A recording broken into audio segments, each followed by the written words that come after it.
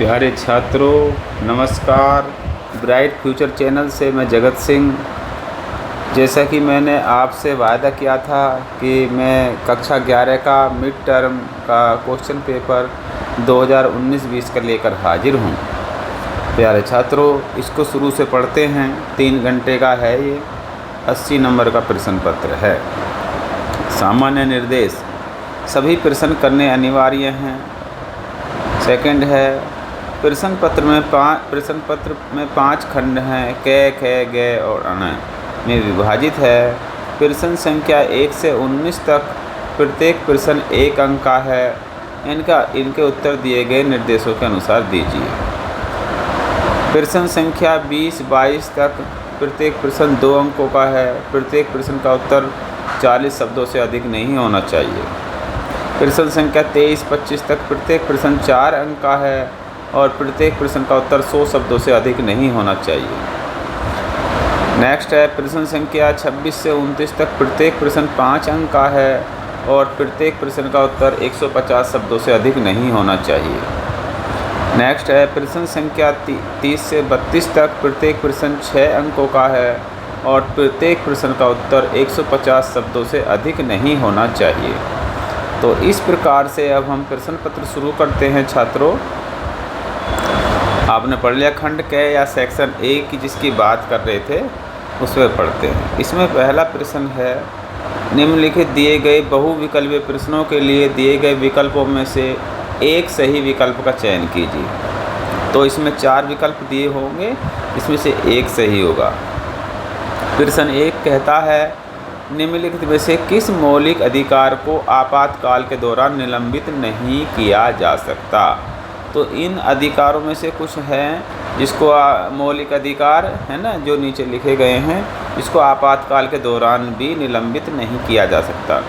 तो इसमें है शोषण और अभिव्यक्ति की स्वतंत्रता, इसको निलंबित किया जा सकता है। ख है जीवन की रक्षा और दैहिक स्वतंत्रता का अधिकार, इसको निलंबित नहीं किया जा सकता। ठीक है। ग है शांतिपूर्ण ढंग से जमा होने का अधिकार, ये नहीं होता है उस समय। भारत में कहीं भी आने जाने की स्वतंत्रता, ये भी समाप्त कर दिया जाता है। तो इसका उत्तर ख है छात्रों, जीवन की रक्षा और दैहिक माने जो हमारी अपने शरीर है ना, इसकी स्वतंत्रता का अधिकार। और नेक्स्ट प्रश्न पढ़ते हैं अब हम, जो हमारी स्क्रीन पर आपके सामने आ रहा है। प्रश्न नंबर 2 है। ये कहते हैं, 2 या अधिक राज्यों के बीच विवाद सर्वोच्च न्यायालय के किस अधिकार क्षेत्र के अंतर्गत आता है। देखिए, 2 या 2 से अधिक राज्यों के जो बीच का विवाद है उसे सर्वोच्च न्यायालय ही हल कर सकता है। तो उसके क्षेत्राधिकार है, उसका मौलिक क्षेत्राधिकार के अंतर्गत आता है। तो ये प्रश्न इसका क्या उत्तर हो जाएगा। नेक्स्ट प्रश्न 3 है, निम्न में से कौन सा कार्य चुनाव आयोग करता है। ठीक है, निम्न में से कौन सा कार्य चुनाव आयोग करता है। तो इसमें मुझे कई काम दिखाई दे रहे हैं, जैसे मतदाता सूची तैयार करना, उम्मीदवारों को टिकट देना, आचार संहिता लागू करना और मतदान केंद्रों की स्थापना करना। ठीक है, उम्मीदवारों को जो टिकट देने का काम करते हैं वो पार्टी देती है ना। तो ये किसका कार्य है, चुनाव आयोग का कार्य नहीं है। बाकी 1, 3, 4 ये चुनाव आयोग के कार्य हैं। मतदाता सूची तैयार करना, आचार संहिता लागू करना, मतदान केंद्रों की स्थापना करना। तो इसलिए इसका डी सही है, जिसमें 1, 3 और 4 बन रहे हैं। क्लियर हो गया होगा सभी को। आगे बढ़ते हैं अपने क्वेश्चन को लेकर। नेक्स्ट क्वेश्चन है हमारा क्वेश्चन नंबर 4। उच्चतम न्यायालय को राष्ट्रपति की सलाह लेने की शक्ति का वर्णन कौन से अनुच्छेद में किया गया है। उच्चतम न्यायालय है ना, उच्चतम न्यायालय को राष्ट्रपति को सलाह देने की शक्ति का वर्णन कौन से अनुच्छेद में किया गया है। तो इसके लिए अनुच्छेद 144 है छात्रों, तो इसका ए सही हो जाएगा। अब थोड़ा आगे चलते हैं। प्रश्न नंबर 5 है, किसी भी कानून को गैर संवैधानिक घोषित करने का अधिकार किसका है। किसी भी कानून को गैर संवैधानिक, देखिए कानून है ना, हमारी न्यायपालिका ये देखती है कि जो कानून पारित किया विधायिका ने, क्या वो संवैधानिक है या गैर संवैधानिक। तो इसका अधिकार जो है केवल न्यायपालिका को ही है, इसलिए इसका उत्तर घ सही है ना। या उसे हमने बताया था ना, न्यायिक पुनरावलोकन की जो शक्ति है वो न्यायपालिका की है। नेक्स्ट प्रश्न है, मौलिक अधिकारों के अंतर्गत कौन सा अनुच्छेद बच्चों के शोषण से संबंधित है? मौलिक अधिकारों के अंतर्गत कौन सा अनुच्छेद बच्चों के शोषण से संबंधित है? तो बच्चों के शोषण से जो संबंधित है छात्रों, ये अनुच्छेद 24 है, तो इसका उत्तर घ सही हो जाएगा। ठीक है। नेक्स्ट प्रश्न है हमारा 7, निम्नलिखित में धर्मनिरपेक्षता का कौन सा सिद्धांत भारत के संविधान में अपनाया गया है ना? तो इसमें हम पढ़ते हैं, क है राज्य का धर्म से कोई लेना देना नहीं है, ख है राज्य धर्मों के बीच भेदभाव कर सकता है, ग है राज्य का धर्म से नज़दीकी रिश्ता है, और घ है राज्य को धर्म के मामलों में हस्तक्षेप करने की सीमित शक्ति होगी। तो ये उत्तर सही है, राज्य को धर्म के मामलों में हस्तक्षेप करने की सीमित शक्ति होगी, है ना। अब हम नेक्स्ट प्रश्न पढ़ते हैं। प्रश्न नंबर 8 है, निम्नलिखित में से है ना कौन सा सही सुमेलित है ना। अब ये देश हैं, इनको पढ़ेंगे आप, और जैसे न्यायिक पुनरावलोकन की शक्ति अमेरिका से, अवशिष्ट शक्तियों का सिद्धांत ऑस्ट्रेलिया से, गलत है। विधायिका में अध्यक्ष का पद अमेरिका से, ये गलत है। स्वतंत्रता समानता और बंधुत्व का सिद्धांत ब्रिटेन से, ये गलत है। तो इसमें एक ही जोड़ा सही है, जो क है न्यायिक पुनरावलोकन की जो शक्ति है उसको हमने अमेरिका से लिया है। तो इसका उत्तर क सही हो जाएगा छात्रों। अब प्रश्न नंबर 9 पर आते हैं, संसदीय कार्यपालिका का अर्थ। संसदीय कार्यपालिका के अर्थ में हम पढ़ते हैं, क है जहाँ संसद हो वहाँ कार्यपालिका का होना, संसद द्वारा निर्वाचित कार्यपालिका का होना। ये प्रश्न जो है ना अभी कुछ पिछले पेपर में भी था, अभी जो हम कल हल किया था, जहाँ संसद कार्यपालिका के रूप में काम करती है, ये भी नहीं है। इसका घ है ऐसी कार्यपालिका जो संसद के बहुमत के समर्थन पर निर्भर हो।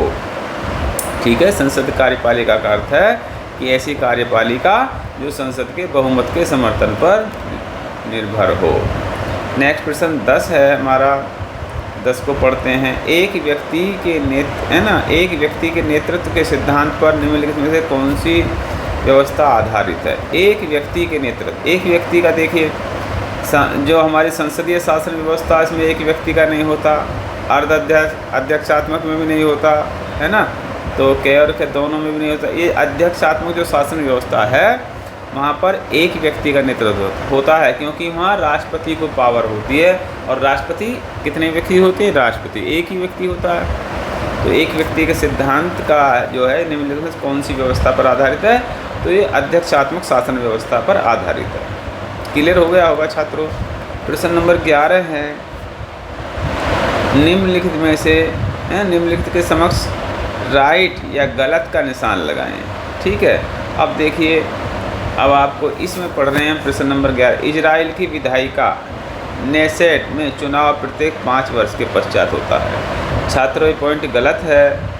और 12वां क्वेश्चन है, राष्ट्रपति किसी संशोधन विधेयक को संसद के पास पुनर्विचार के लिए नहीं भेज सकते, है ना। राष्ट्रपति किसी संशोधन विधेयक को संसद के पास पुनर्विचार के लिए नहीं भेज सकते। तो राष्ट्रपति किसी संशोधन विधेयक को, तो ये बात सही है। और नेक्स्ट है, वीटो की शक्ति प्रधानमंत्री के पास होती है। वीटो की शक्ति किसके पास होती है छात्रों? राष्ट्रपति के पास, तो प्रधानमंत्री के पास नहीं होती, ये भी गलत है। अब क्वेश्चन नंबर 14 पढ़ते हैं। 14 में क्या है? वर्तमान में लोकसभा के निर्वाचन क्षेत्रों की संख्या 543 है। ठीक है, जो 1971 से चली आ रही है। तो ये बात सही है गलत है? अभी तक 543 ही है ना, सब कंफर्म है, तो ये उत्तर सही है। अब प्रश्न नंबर 15 है, भारत के राष्ट्रपति बनने के लिए प्रत्याशी की न्यूनतम आयु। देखिए, अधिकतम आयु का तो हमारे संविधान में जिक्र है नहीं, न्यूनतम आयु का ही जिक्र है। तो न्यूनतम आयु कितनी होनी चाहिए? 35 ईयर्स, है ना, 35 वर्ष होनी चाहिए। तो ये क्लियर हो गया होगा। अब है क्वेश्चन नंबर 16, नवसृजित राज्य, नवसृजित का मतलब है जो अभी नया बना है ना, हाल ही में नया बना है राज्य तेलंगाना की विधायिका कैसी है, द्विसदनात्मक है ना, उसमें विधानसभा और विधान परिषद दोनों हैं। प्यारे छात्रों, भारत में 6 ऐसे राज्य हैं जहाँ पर द्विसदनात्मक शासन व्यवस्था है। ठीक है, क्वेश्चन नंबर 17 पर आते हैं। राज्यसभा संसद का निचला सदन है या कौन सा सदन है, ये हमको बताना है। तो ये क्या है, राज्यसभा संसद का उच्च सदन है ना। निम्न सदन होता है हमारा लोकसभा, तो राज्यसभा संसद का उच्च सदन है। ठीक है, इसे क्लियर कर लेंगे या इसे ऐसे तो बता देंगे। अब प्रश्न नंबर 18 है। प्रश्न नंबर 18 क्या कहते हैं, संसदीय शासन व्यवस्था में प्रधानमंत्री है ना नाम मात्र का प्रधान होता है, तो ये गलत है ना। संसदीय शासन व्यवस्था में नाम मात्र का प्रधान होता है राष्ट्रपति। ठीक है, या तो इसे कहते हैं राष्ट्रपति नाम मात्र का प्रधान होता है, या इसे ऐसे लिख सकते हैं संसदीय शासन व्यवस्था में प्रधानमंत्री वास्तविक प्रधान होता है। नाम मात्र की जगह ये तो वास्तविक लगा दीजिए या लिख दीजिए, अगर इसे नहीं हटाएंगे तो राष्ट्रपति नाम मात्र का होता है, प्रधानमंत्री की जगह राष्ट्रपति कर देंगे, तो दोनों ही उत्तर आपके सही माने जाएंगे। क्लियर हो गए होंगे छात्रों। संसदीय शासन व्यवस्था में प्रधानमंत्री वास्तविक प्रधान होता है, या तो नाम मात्र को हटा दिए, या संसदीय शासन व्यवस्था में राष्ट्रपति नाम मात्र का प्रधान होता है, प्रधानमंत्री भी राष्ट्रपति कर देंगे। कन्फर्म हो गए होंगे। अब हम चलते हैं आगे प्रश्न नंबर 19 की तरफ। भारत में लोकसभा का कार्यकाल, इसमें 6 वर्ष दिया है। लोकसभा का कार्यकाल 5 वर्ष होता है छात्रों। 6 वर्ष किसका कार्यकाल है, राज्यसभा का। तो यहाँ पर भी आप क्लियर हो गए होंगे। अब बात करते हैं क्वेश्चन नंबर 20 की। क्वेश्चन नंबर 20 है, द्वितीय सदन राज्यसभा में प्रतिनिधित्व के लिए किन 2 सिद्धांतों का प्रयोग किया जाता है। द्वितीय सदन है ना, द्वितीय सदन है हमारा राज्यसभा, जो उच्च सदन है, प्रतिनिधित्व के लिए किन 2 सिद्धांतों का प्रयोग किया जाता है। तो इसके बारे में बात करेंगे। देश के सभी क्षेत्रों को असमान आकार और जनसंख्या के बावजूद है ना द्वितीय सदन में समान प्रतिनिधित्व दिया जाए। देश के सभी क्षेत्रों को असमान आकार और जनसंख्या के बावजूद द्वितीय सदन में समान प्रतिनिधित्व दिया जाए। और क्या दूसरी बात, देश के विभिन्न क्षेत्रों को उनकी जनसंख्या के अनुपात में प्रतिनिधित्व दिया जाए, अर्थात द्वितीय सदन में ज़्यादा जनसंख्या वाले क्षेत्रों को ज़्यादा और कम जनसंख्या वाले क्षेत्रों को कम प्रतिनिधित्व प्राप्त हो। तो ये 2 सिद्धांत हैं है ना जिनका प्रयोग किया जा सकता है, और भारत में दूसरे सिद्धांत का प्रयोग हो रहा है। अब क्वेश्चन नंबर 21 है, प्रधानमंत्री की शक्तियों के कोई 2 स्रोत बताइए। हम यहाँ कई सारे स्रोतों की बात करेंगे, आपको केवल क्योंकि 2 नंबर का क्वेश्चन है 2 स्रोत बताने हैं। तो प्रधानमंत्री की शक्तियों के स्रोत में एक तो मंत्रिपरिषद पर नियंत्रण, कंट्रोल। मंत्रिपरिषद प्रधानमंत्री के कंट्रोल में रहती है। क्यों रहती है?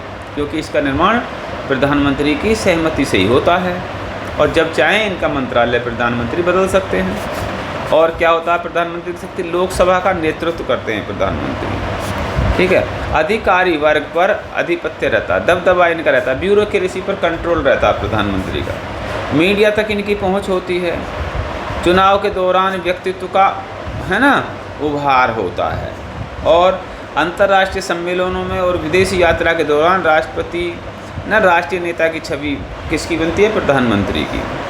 अंतर्राष्ट्रीय सम्मेलनों में जाते हैं है ना, विदेश पर यात्रा के लिए जाते हैं, इस दौरान राष्ट्रीय नेता की छवि प्रधानमंत्री की बनती है। तो इनमें से आप कोई 2 कारण लिख सकते थे।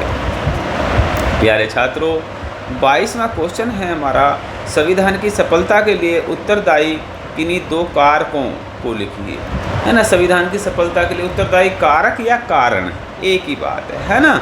रेस्पॉन्सिबल है ना, क्या है इसके लिए रेस्पॉन्सिबल फैक्टर बताने हैं आपको है ना, या give any 2 factors responsible for the success of है ना कॉन्स्टिट्यूशन।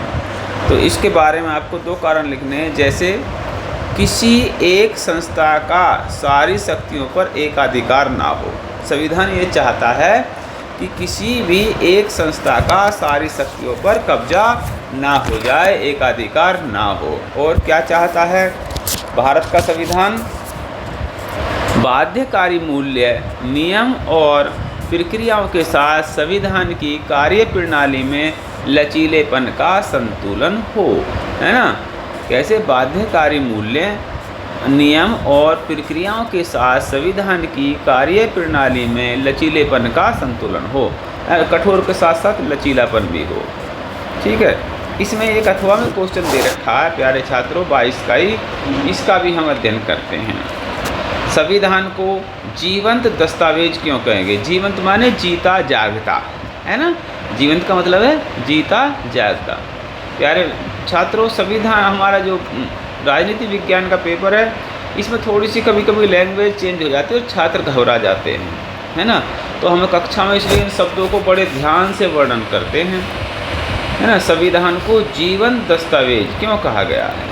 ठीक है, तो इसके बारे में है लिविंग डॉक्यूमेंट्स, है ना। क्यों कहते हैं? संविधान की मुख्य विशेषता उसका गतिशील होना है ना। अर्थात संविधान की सबसे बड़ी विशेषता इसे हम गतिशील बनाए रखते हैं, परिवर्तन करते रहते हैं। व्यक्तियों की आवश्यकता अनुसार, समय के अनुसार संविधान बदलता रहता है। इसमें जो है हम संशोधन करते रहते हैं। अतः संविधान में समय समय पर आवश्यकता अनुसार परिवर्तन किया जाता है ताकि वे व्यक्तियों की ज़रूरतों को पूरा कर सके। क्लियर हो गया होगा। जैसे जब संविधान लिखा गया, अब हमारा साइबर क्राइम नहीं था उस समय, तो उस साइबर अपराध के बारे में, है ना, साइबर क्राइम के बारे में संविधान निर्माताओं ने सोचा ही नहीं। अब मोबाइल आ गए, है ना, ये नए नए उपकरण आ गए, तो साइबर क्राइम बढ़ रहा है, इसलिए इसको अपराध भी अब इसके लिए संशोधन करना पड़ा। और अन्य ऐसे बहुत सारे संशोधन हैं जो समय को ध्यान में रखते हुए हमें करने पड़े। प्यारे छात्रों, क्वेश्चन नंबर 23 में देख रहा हूँ स्क्रीन पर, ये है 1946 में 1946 में पंडित जवाहरलाल नेहरू द्वारा दिए गए उद्देश्य प्रस्ताव का औचित्य सिद्ध किया। उद्देश्य प्रस्ताव, या जिसको हम प्रस्तावना कहते हैं, वो हमारी जितनी भी NCERT की बुक हैं सभी में, है ना, उद्देश्य प्रस्ताव लिखा गया है। हिंदी और इंग्लिश में आप उपलब्ध है। तो 1946 में ये, है ना, उद्देश्य प्रस्ताव रखा गया। कब रखा गया? 13 दिसंबर को रखा गया, है ना। और इसके बारे में अब हम थोड़ा सा बातें करते हैं। इसमें संविधान की सभी आकांक्षाओं और मूल्यों को समाहित किया गया। देखिए, जहाँ तक हम प्रस्तावना के संविधान की, है ना, उद्देश्य प्रस्ताव के बारे में अगर जानें तो उसमें एक तरह से पूरे संविधान का निचोड़ है ना। संविधान की प्रस्तावना को देख के ये लग जाता है कि हमारे संविधान में किन किन मूल्यों का वर्णन है, या संविधान हमारा क्या कहना चाहता है। ठीक है, तो इसमें संविधान की सभी आकांक्षाओं और मूल्यों को समाहित किया गया है, सबको जोड़ा गया है। संविधान के मौलिक प्राविधान उद्देश्य प्रस्ताव से ही प्रेरित होते हैं और इसी के आधार पर संविधान में क्या है? समानता, स्वतंत्रता, लोकतंत्र, संप्रभुता आदि बुनियादी प्रतिबद्धताओं को संस्थागत रूप दिया गया है। ठीक है, तो प्यारे छात्रों, हम प्रस्तावना या उद्देश्य प्रस्ताव को देखकर ही पता लगा लेते हैं कि हमारे संविधान में क्या है। अब मैं पढ़ता हूँ क्वेश्चन नंबर 24 जो हमारी स्क्रीन पर उपलब्ध है। समानता के अधिकार के मुख्य प्रावधानों का वर्णन कीजिए। मुख्य प्रावधान, है ना, कैसे हैं, कहाँ पर मिलेंगे? तो समानता पर अधिकार कहाँ है? अनुच्छेद 14 से अनुच्छेद 18 तक समाहित हैं। हमारे भारतीय संविधान में समानता पर जो अधिकार हैं वो आर्टिकल 14 to 80, है ना, तक हैं, जिसमें शामिल हैं। और क्या है इसमें? विधि के समक्ष समानता, विधि माने कानून, है ना, कानून के समक्ष समानता तथा विधियों का समान संरक्षण, जैसे धर्म, जाति, लिंग या जन्म स्थान के आधार पर भेदभाव का निषेध है। निषेध माने मनाही है ना। तो आप संवैधानिक मर्यादा में रहते हुए धर्म, जाति, लिंग और जन्म स्थान के आधार पर कोई भेदभाव नहीं करेंगे, ना सरकार कर पाएगी। और समानता में क्या है? अवसर की समानता। और नेक्स्ट है छुआछूत की समाप्ति या छुआछूत का संविधान में अंत कर दिया गया है। और प्यारे छात्रों, है ना, पदवियों का अंत कर दिया गया है। कुछ सेना या शिक्षा के क्षेत्र को छोड़कर जो अन्य पदवियां मिलती थी उनमें भारतीय संविधान में उनका अंत कर दिया गया है, क्योंकि इससे ऊंच नीच की भावना पनपती थी। अब क्वेश्चन नंबर 25 को यदि हम पढ़ें तो क्वेश्चन नंबर 25 है, क्या कहता है हमारा, संविधान का 42वां संशोधन अब तक का सबसे विवादास्पद संशोधन रहा। इस विवाद के कारण क्या थे, है ना। देखिए, हमारे जितने संविधान संशोधन हुए हैं 42वां संशोधन, है ना, सबसे विवादास्पद रहा है ना, जिसके ऊपर ज़्यादा चर्चा रही।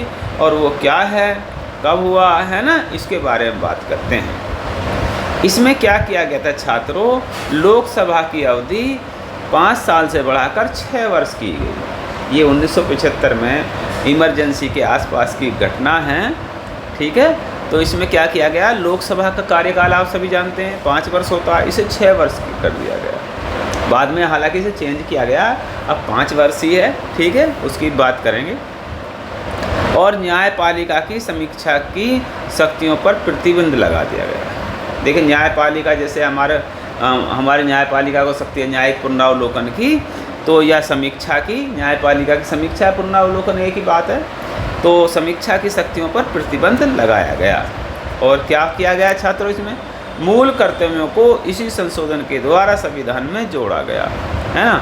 हमारे 11 मूल कर्तव्य हैं जो आप पढ़ते हैं, वो भी हमारे 42वें संविधान संशोधन द्वारा ही इसको जोड़ा गया है, ठीक है, आप समझ रहे हैं। अब हम इसके नेक्स्ट पॉइंट की बात करते हैं। इस संशोधन के द्वारा संविधान की प्रस्तावना 7वीं अनुसूची तथा 53 अनुच्छेदों में परिवर्तन किए गए।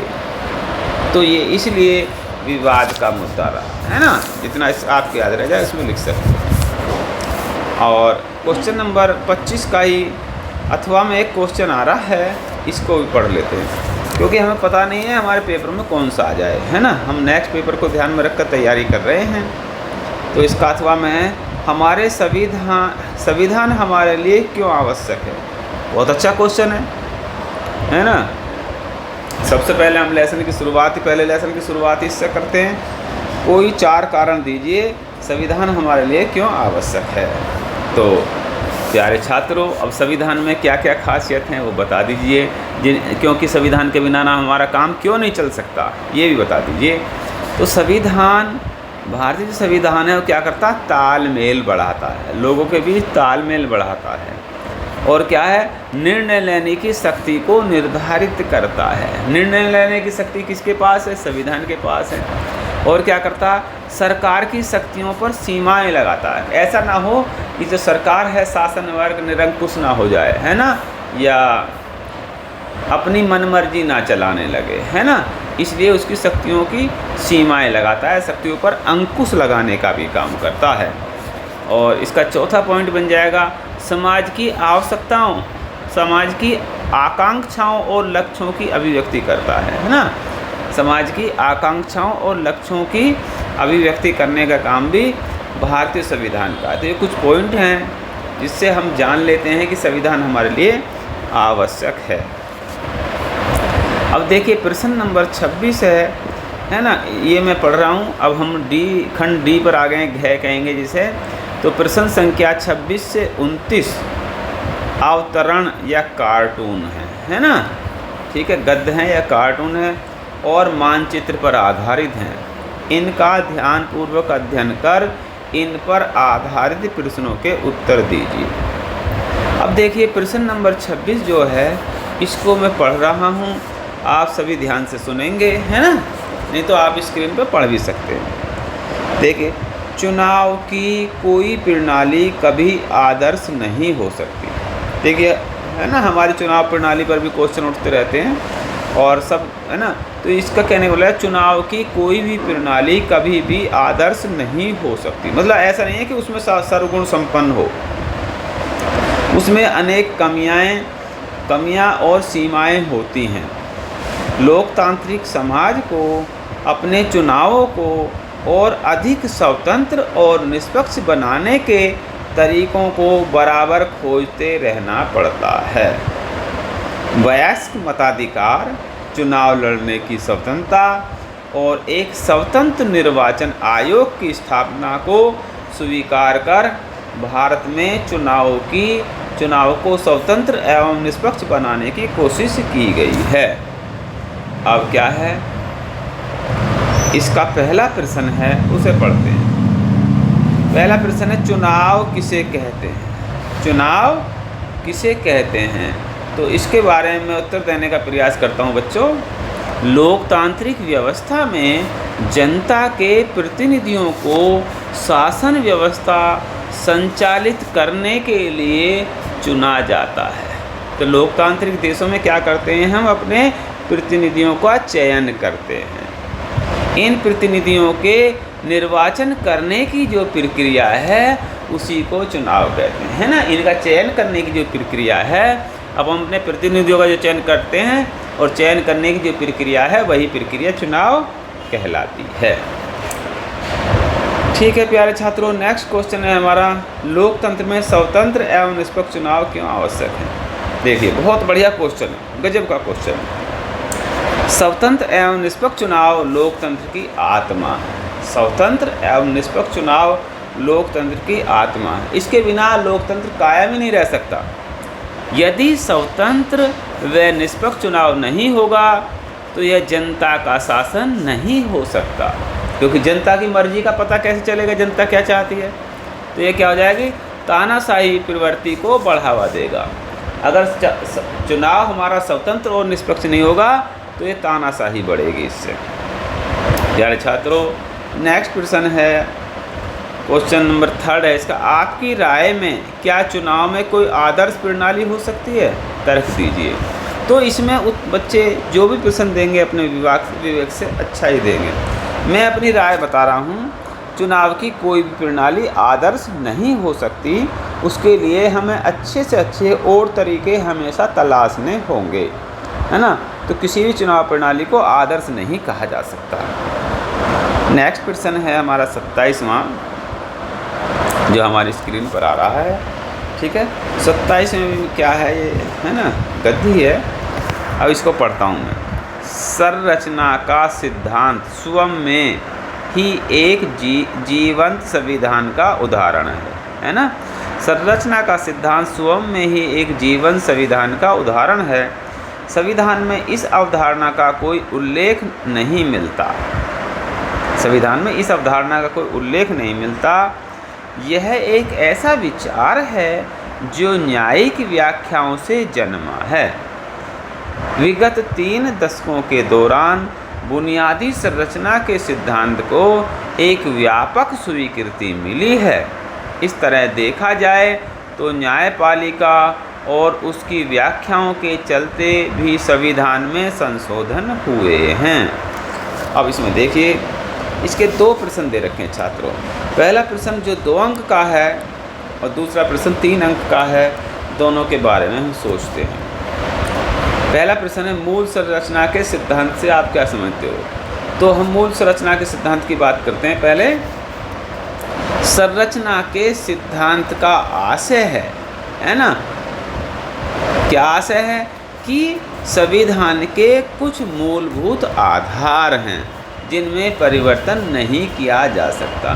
तो जब भी हम भारत के संविधान में संशोधन करते हैं उसकी मूल संरचना में बिल्कुल पर छेड़ते नहीं है ना, उसके साथ छेड़छाड़ नहीं करेंगे।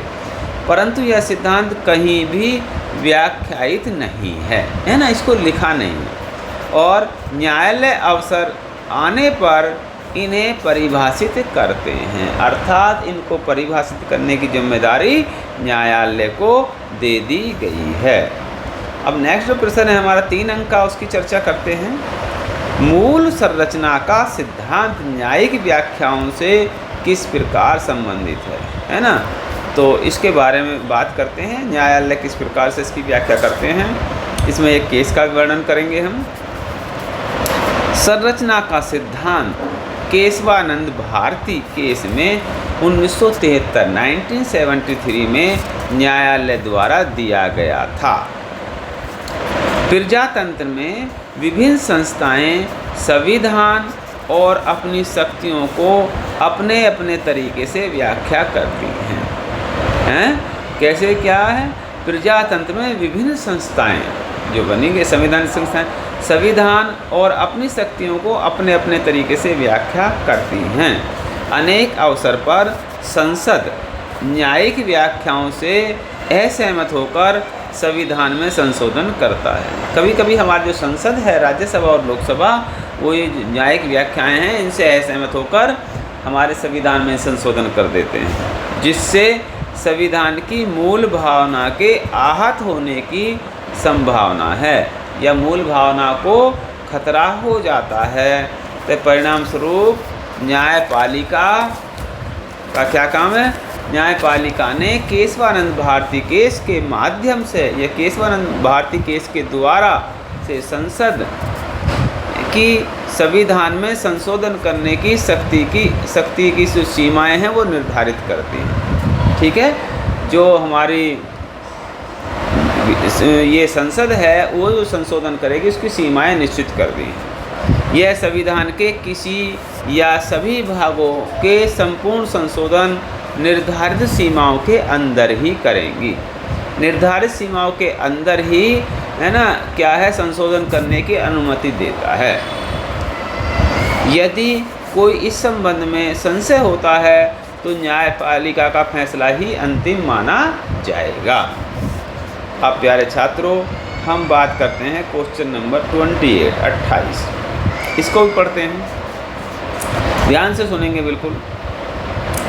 विधायिका केवल कानून बनाने वाली संस्था नहीं है। देखिए, हमने बताया था विधायिका, कार्यपालिका, न्यायपालिका, है ना, मोटे तौर पर बता दिया था। विधायिका कानून बनाती है, कार्यपालिका लागू करती है, न्यायपालिका उसमें जांच करती है, देखती है ना। तो विधायिका केवल कानून बनाने वाली संस्था ही नहीं है, इससे और ज़्यादा है। इसके अनेक महत्वपूर्ण कार्यों में से कानून बनाना भी एक है ना, एक कार्य है। इसके कार्य और भी हैं, इसमें एक कार्य कानून बनाना भी है। यह सभी लोकतांत्रिक राजनीतिक प्रक्रियाओं का केंद्र है। संसद में बहुत से दृश्य देखने को मिलते हैं। सदन को इसकी बहस होती है, बहिर्गमन होता है, लोग सब है ना संसद छोड़कर चले जाते हैं, विरोध होता है, प्रदर्शन होते हैं और कुछ में सर्वसम्मति हो जाती है। सरोकार और सहयोग आदि अत्यंत जीवंत बनाए रखते हैं। ये सभी बहुत ही महत्वपूर्ण उद्देश्यों को पूरा करते हैं। दरअसल वास्तविक प्रतिनिधित्व वाली कुशल और प्रभावी विधायिका के बिना सच्चे लोकतंत्र की कल्पना नहीं की जा सकती। और तो प्यारे छात्रों, इसमें जो है बहस, बहिर्गमन, विरोध, प्रदर्शन, सर्वसम्मति, श्लोक आदि होना बहुत ज़रूरी है ना। ये क्या है, लोकतंत्र के लिए बहुत ज़रूरी है। अगर ये सब नहीं होंगे तो एक सच्चे लोकतंत्र की कल्पना नहीं की जा सकती। विधायिका जनप्रतिनिधियों का जनता के प्रति उत्तरदायित्व सुनिश्चित करती है, क्योंकि हम जनप्रतिनिधि चुनकर भेजते हैं और उनका हमारे प्रति उत्तरदायित्व है। यह वास्तव में प्रातिनिधिक लोकतंत्र का आधार है। अब देखिए, प्रश्न पहला आ रहा है हमारे स्क्रीन पर, ये 2 नंबर का है। तो क्या है, विधायिका के प्रमुख कार्य लिखिए। विधायिका के क्या क्या काम है वो 4-5 काम लिख दीजिए। जैसे कानून बनाना, कार्यपालिका पर नियंत्रण रखना, कंट्रोल रखने का काम कर, वित्तीय कार्य, धन संबंधी कार्य करना, न्यायिक कार्य और निर्वाचन संबंधी कार्य, ये विधायिका के है ना। निर्वाचन भी होता है इसमें, जैसे राष्ट्रपति का निर्वाचन होता है, उपराष्ट्रपति का भी होता है। सेकंड प्रश्न है जो हमारा 1 नंबर का है, संसद की कार्यवाही में क्या क्या शामिल होता है। तो इसके लिए 1 नंबर में से ज़्यादा नहीं लिखेंगे, इतना हम बात कर रहे हैं। संसद की कार्यवाही में बहस होती है, बहिर्गमन होता है, विरोध होता है, प्रदर्शन होता है, सर्वसम्मति, सरोकार और सहयोग आदि शामिल होते हैं। इतना ही काफ़ी है। नेक्स्ट है हमारा 3rd प्रश्न, 2 नंबर का है। विधायिका किस प्रकार प्रातिनिधिक लोकतंत्र का आधार प्रस्तुत करती है। प्यारे छात्रों, लोकतंत्र को जनता का शासन कहते हैं, है ना। जैसे हम कहते हैं जनता द्वारा, जनता पर, जनता का शासन, है ना। तो लोकतंत्र को जनता का शासन कहते हैं, जनता के द्वारा और जनता के लिए माना जाता है। विधायिका में चुने गए सदस्य जनता के बीच से जनता के द्वारा चुने जाते हैं और अंतिम रूप से जनता के प्रति ही जवाबदेही होते हैं, है ना। जब 5 वर्ष का कार्यकाल पूर्ण हो जाता है तब वह पुनः जनता के समक्ष जाते हैं और यदि जनता उनके कार्यों को पसंद करती है तो पुनः उन्हें निर्वाचित कर देती है। यदि जनता उनके कार्यों को पसंद नहीं करती तो उनको हटा देती है।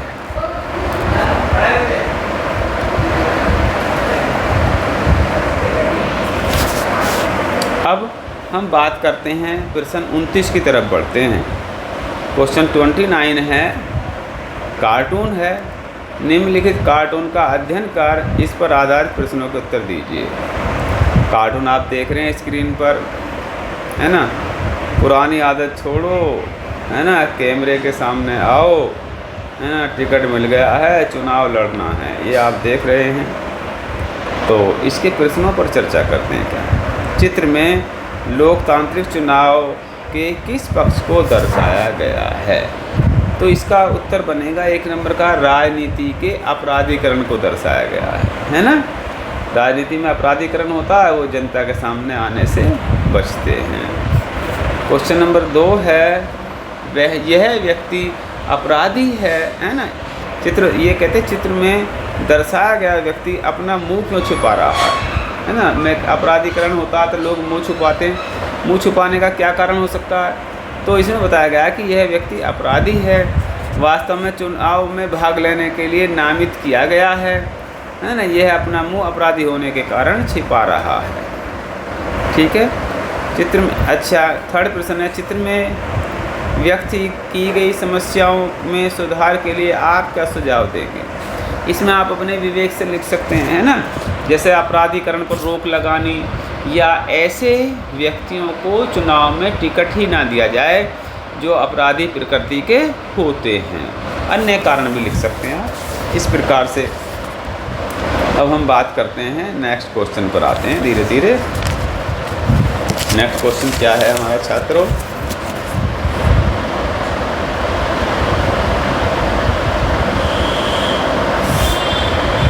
अच्छा, ये है दृष्टिबाधित छात्रों के लिए, इसे भी हल कर ही लेते हैं 29वां। ठीक है, क्या प्रश्न है?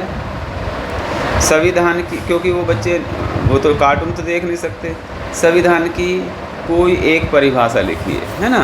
तो बहुत आसान सा क्वेश्चन है, तो इसके लिए लिख देंगे संविधान, क्योंकि ये हमें भी दिया जा सकता है क्वेश्चन। ऐसा नहीं है कि हर बार दृष्टिबाधित छात्रों के लिए आएगा, आपको इसे पढ़ना जरूरी है। संविधान नियमों, कायदे, कानूनों और सिद्धांतों का समूह है, ग्रुप है, गुच्छा है ना, जिसके द्वारा किसी भी देश की सरकार शासन चलाती है, किसी भी राज्य की सरकार शासन चलाती है। ठीक है, अब ये कहता क्वेश्चन 2 नंबर का है, संशोधन के आधार पर संविधान के कितने प्रकार हो सकते हैं? नाम लिखिए। संशोधन के आधार पर, है ना, इसमें 2 प्रकार हो सकते हैं। क्या? एक तो लचीला हो सकता है, एक कठोर हो सकता है। गुड। अब थर्ड क्वेश्चन है, संविधान में संशोधनों की विधियों के नाम लिखिए, है ना। संविधान में संशोधन की विधियाँ कौन सी हैं? देखिए, एक तो हम साधारण बहुमत से संशोधन करते हैं, एक विशेष बहुमत से संशोधन करते हैं, और तीसरा क्या करते हैं? विशेष बहुमत और आधे से अधिक राज्यों के समर्थन से, है ना। तो ये हमारे पास संशोधन की 3 ही प्रक्रिया हैं। ठीक है छात्रों, अब हम बढ़ते हैं क्वेश्चन नंबर 30 की तरफ। 30 क्या कहता है? मौलिक अधिकार और नीति निर्देशक तत्वों में अंतर लिखिए। मौलिक अधिकार या इन्हें कभी कभी मूल अधिकार भी कह देते हैं। ठीक है, तो क्या अंतर हो सकते हैं, इसके बारे में बात करते हैं। अब जो मौलिक अधिकार है संविधान के भाग 3 में दिए गए हैं, पता आप सभी को, है ना। संविधान के भाग 3 में दिए गए मौलिक अधिकार, और नीति निर्देशक तत्व संविधान के भाग 4 में दिए गए हैं। ये क्लियर हो गया। मौलिक अधिकार क्या हैं?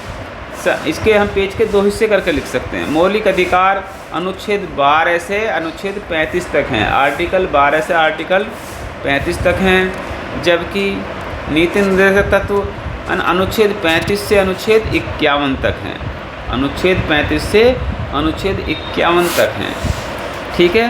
और मौलिक अधिकारों में क्या हो सकता है, वाद योग्य हैं, वाद किया जा सकता है, जबकि नीति निर्देशक तत्वों पर वाद नहीं किया जा सकता, ये वाद योग्य नहीं है। मौलिक अधिकार नकारात्मक हैं, जबकि नीति निर्देशक तत्व सकारात्मक हैं। और मौलिक अधिकार लक्ष्य राजनीतिक लोकतंत्र की स्थापनाएं करना है, जबकि इनका लक्ष्य क्या है, नीति निर्देशक तत्वों का लक्ष्य आर्थिक एवं सामाजिक स्थापना करना है।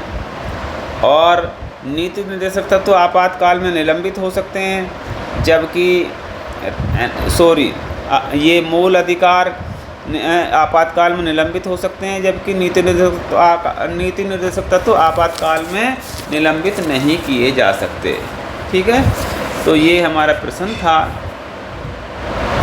इसके बारे में आपने जाना। अब छात्रों, इसका नेक्स्ट प्रश्न है, अथवा में आपके अनुसार कौन सा मौलिक अधिकार सबसे ज़्यादा महत्वपूर्ण है, इसके प्राविधानों को संक्षेप में लिखिए और तर्क देकर बताइए, ठीक है।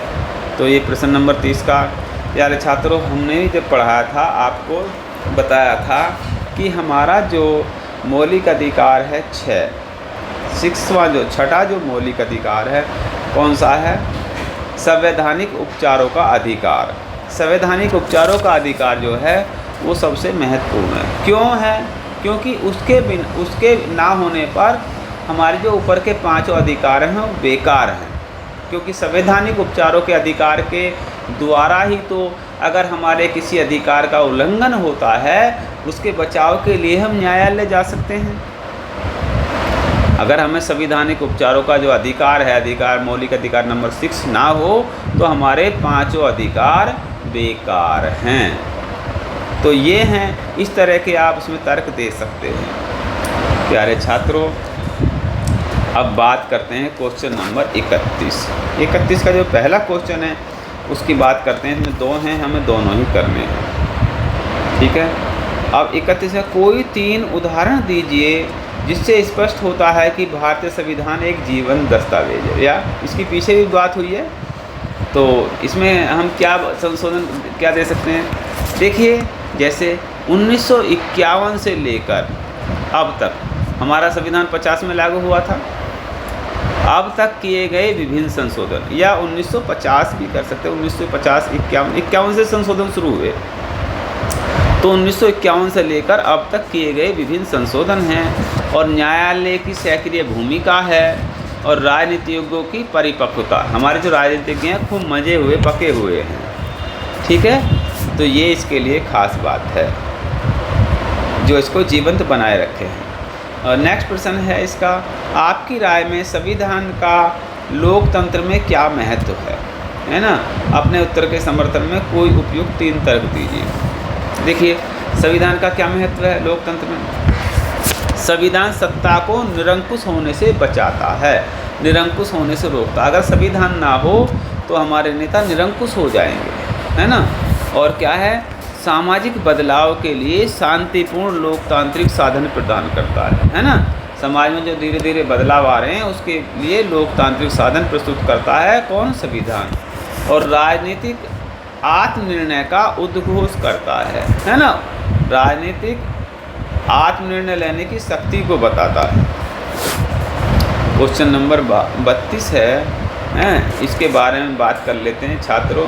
क्या आप मानते हैं कि न्यायिक सक्रियता से कार्यपालिका और न्यायपालिका में विरोध पनप सकता है, क्यों, उदाहरण सही समझाइए। तो ये ऐसा प्रश्न है ना, न्यायिक सक्रियता। न्यायिक सक्रियता से देखिए कार्यपालिका और न्यायपालिका में विरोध पनप सकता है, ये बात बिल्कुल सही है। परंतु न्यायिक सक्रियता का होना लोकतंत्र के लिए अति आवश्यक भी है ना।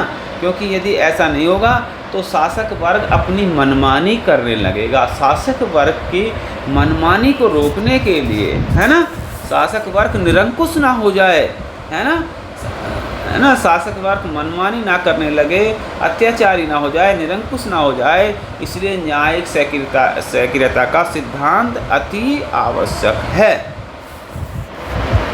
इस प्रश्न से आप सहमत हो गए होंगे। नेक्स्ट प्रश्न है हमारा 32 का ही, राष्ट्रपति की आपातकालीन शक्तियों का वर्णन कीजिए, या आपातकाल उद्घोषणा का क्या प्रभाव होता है। देखिए प्यारे छात्रों, भारत के राष्ट्रपति है ना, पूरे भारत में आपातकाल लगा सकते हैं, है ना, आपातकाल लगा सकते हैं। कौन से अनुच्छेद के अनुसार? अनुच्छेद 352 के, है ना, अनुसार भारत में राष्ट्रपति क्या है, आपातकाल की घोषणा कर सकते हैं। कैसे? राष्ट्रपति को पता लगे युद्ध है ना, बाह्य आक्रमण, किसी देश से युद्ध हो गया हो, बाह्य आक्रमण हो गया हो, या भारत के जो लोग हैं उन्होंने सशस्त्र विद्रोह के दौरान, है ना, या सशस्त्र विद्रोह हो गया हो, जिसमें सशस्त्र का मतलब है जो विद्रोह कर रहे हैं उन्होंने हथियार उठा लिए। यदि शांतिपूर्ण धरना प्रदर्शन करके लोग अपनी मांग मनवाने की कोशिश कर रहे हैं तो ऐसी स्थिति में ये लागू नहीं होगा, है ना। तो यदि ये चीज़ें आती हैं, बाह्य युद्ध है, बाह्य आक्रमण है, या सशस्त्र विद्रोह हो गया है, तो ऐसी स्थिति में हमारे राष्ट्रपति महामहिम अनुच्छेद 352 का उपयोग करते हुए आपातकाल की घोषणा कर सकते हैं, है ना। एक तो पूरे देश के लिए होगी, और क्या होगी, किसी राज्य में भी आपातकाल की घोषणा कर सकते हैं हमारे भारत के महामहिम राष्ट्रपति। अनुच्छेद 356 के अनुसार यदि राज्यों में संवैधानिक तंत्र विफल हो जाए, है ना, जैसे दंगे ज़्यादा हो जाएं, है ना, ऐसी स्थिति में क्या है, तो वहाँ राष्ट्रपति शासन लगाया जा सकता है। किसी एक राज्य में, है ना, राष्ट्रपति शासन लगाया जा सकता है। और नेक्स्ट है छात्रों, इसमें अनुच्छेद 360 के माध्यम से यदि वित्तीय संकट आ गया तो वित्तीय आपातकाल की घोषणा राष्ट्रपति कर सकते हैं। और राष्ट्रपति इन तीनों ही, है ना, अनुच्छेदों के अनुसार जो आपातकाल लगाएंगे उसमें मंत्रिपरिषद की लिखित सलाह का होना बहुत आवश्यक है। तो ये समझ गए राष्ट्रपति कैसे कैसे अनुच्छेद कब कब ये लगा सकते हैं, है ना, राष्ट्रपति शासन या आपातकाल लगा सकते हैं। अनुच्छेद 352, अनुच्छेद 356 और अनुच्छेद 360, और सभी तीनों ही अनुच्छेदों में राष्ट्रपति शासन लगाने के लिए या आपातकाल लगाने के लिए हमारे मंत्रिपरिषद की लिखित सलाह, है ना, इनके पास होनी चाहिए। प्यारे छात्रों, इसके प्रभाव की वर्णन, है ना, यदि इसके प्रभाव की बात करें तो प्रभाव क्या होगा, केंद्र को राज्यों को निर्देश देने की शक्ति प्राप्त हो जाती है। अब क्या, केंद्र इसमें पावरफुल हो जाता है ना, राज्यों को अपनी मर्जी से, है ना, चलाते हैं। और क्या है, केंद्र को राज्य सूची के विषयों पर विधि बनाने की शक्ति प्राप्त हो जाती है। अच्छा, राज्य सूची पर भी कानून बना सकते हैं। राज्य सूची पर किसको अधिकार होता है, राज्यों को होता है, अब केंद्र बना सकता है। और क्या है छात्रों, अनुच्छेद 19 के तहत प्रदत्त मूल अधिकार निलंबित हो जाते हैं। वह 359 के माध्यम से अन्य अधिकार भी, है ना, निलंबित किए जा सकते हैं। अब प्यारे छात्रों, ये प्रश्न पत्र इतना ही था, है ना। ये फर्स्ट टर्म का हमने प्रश्न पत्र पूरी तरह से हल करने का प्रयास किया है। आप इसे 2-3 बार देख लें, समझ लें। अगर कहीं पर कोई बात समझ में नहीं आती है तो कमेंट कर दें। और आप लगातार हमारे channel bright future bye Jagat Singh को देखते रहें, इसके लिए आपका बहुत बहुत धन्यवाद। और मैं कहूँगा कि अन्य छात्रों से भी कहें जो आपके परिचित हैं कि इस चैनल को सब्सक्राइब करते हैं, ताकि वो भी इस चैनल का लाभ उठा सकें। मेरा उद्देश्य यही रहेगा कि ज़्यादा से ज़्यादा बच्चे इस चैनल का लाभ उठाएं।